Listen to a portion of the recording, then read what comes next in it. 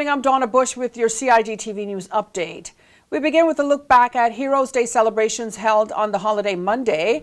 Celebrations honored pioneering vestrymen and JPs who were instrumental in creating the Cayman Islands coat of arms. Organizations that have been serving the community for 50-plus years were also highlighted. A total of 54 honors were bestowed to the vestrymen and justices of the peace who were again instrumental in the creation of the Cayman Islands coat of arms. Despite the windy conditions, Heroes Square was filled with family and friends of those being honored, as well as representatives from the various organizations. Dignitaries, including His Excellency Governor Martin Roper, government ministers, MLAs, and Premier the Honorable Alden McLaughlin were also a part of the celebration. It was the conferral of our coat of arms that began our incredible journey as three small islands in the Northwest Caribbean that have emerged from relative obscurity onto the world stage.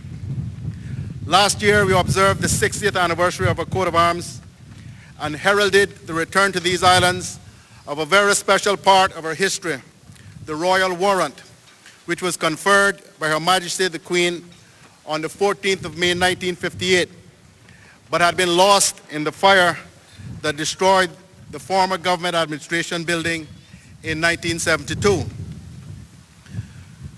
When we examine the storyline that bridges the gap between Cayman's earliest settlement and our rapid ascension to becoming a world-class leader in financial services and tourism, the conferral of the coat of arms arguably represents the seminal event that provided the catalyst that put the Cayman Islands on the path to modernity.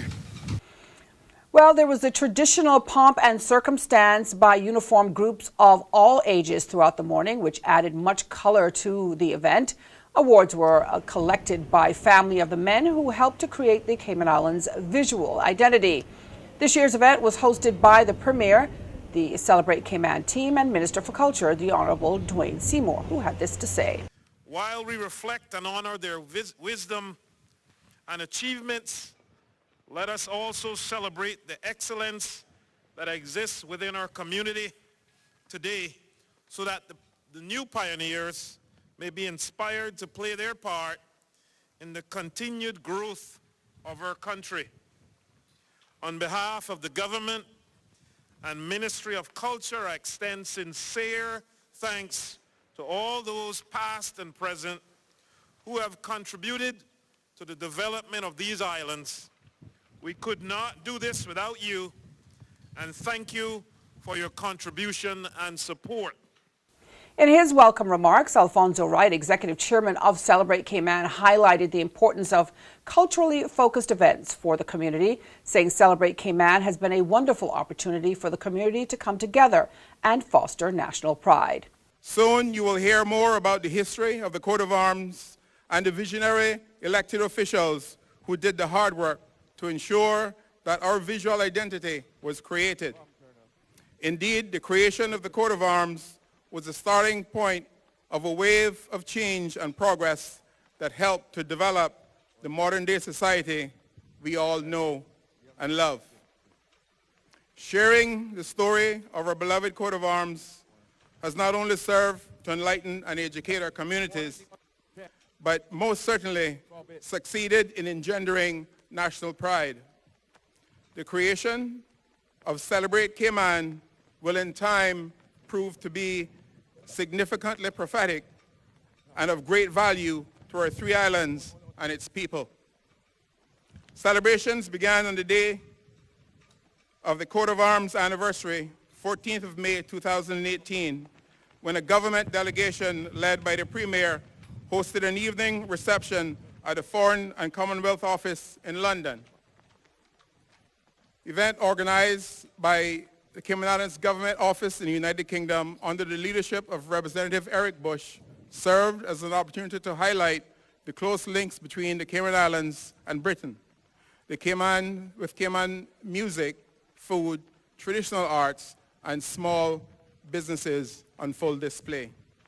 Here at home, the anniversary was marked with the draping of the government administration building with the Celebrate Cayman logo, our Legislative Assembly, which is right here in front of us, the Cayman Islands Museum, the District Administration Building in Cayman Brac, soon followed. Over 60 founding organizations were also recognized, as I mentioned earlier, for their 50-plus years of service to the people of the Cayman Islands. These recognitions highlighted the growth of various industries and sectors on the three islands and the long-standing role of such organizations along our journey to modern-day Cayman Islands. Now, the original theme for this year was granting of the Constitution will be the theme for the 2020 National Heroes Day ceremony. Finally, the Cayman National Cultural Foundation has announced the opening of its 2019 grants for the arts program. CNCF grant applications are considered annually in March and September and is a part of the organization's mission to facilitate and preserve all forms of artistic expression here in the Cayman Islands. In 2018, the recipients were author Martin Keeley, performing artist Melody Allinger, Jaden Hanna, and Carly Tibbetts, as well as filmmaker and producer Badir Au, seen here with Miss Virginia Foster.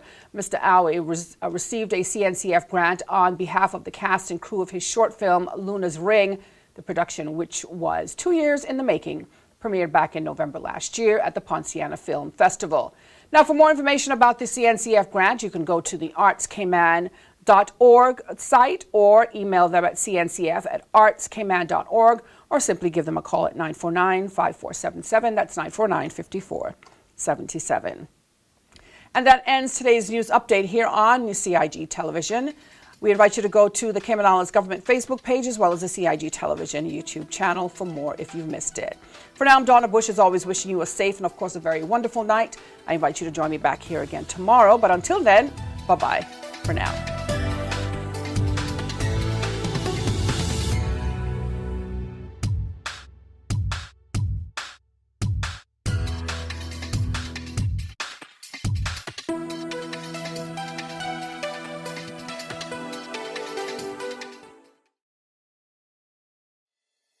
The Esterly-Tibbetts Highway 3-lane roundabout is ready for drivers.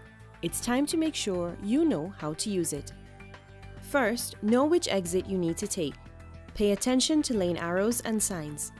Make sure you use your signal to change lanes or exit the roundabout. To turn left, you always approach in the left-hand lane and indicate left. To drive straight ahead, you need to be looking out for signs and road markings indicating which lane to use. Get in one of the lanes marked with a straight-through arrow. If turning right, you must use the right-hand lane and indicate accordingly. To use the roundabout safely, remember these 3 tips. Know your exit, pick your lane, and signal to make your turn.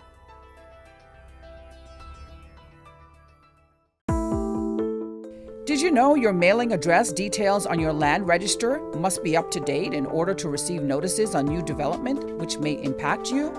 Visit Lands and Survey Department to check your mailing address is correct.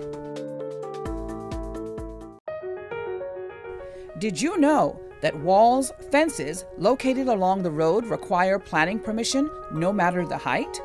You should check with the department as a planning and permit application may be required. Did you know that fences and walls within the high water setback require planning permission no matter the height? You should check with the department as a planning and permit application may be required. Did you know that a trellis structure requires planning permission? You should check with the department as a planning and permit application may be required. Did you know that a deck more than 6 inches above finished grade requires planning permission? Did you know you should check with the department as a planning and permit application may be required? Did you know that planning permission is required for a sign? Did you know you should check with the department as a planning and permit application may be required?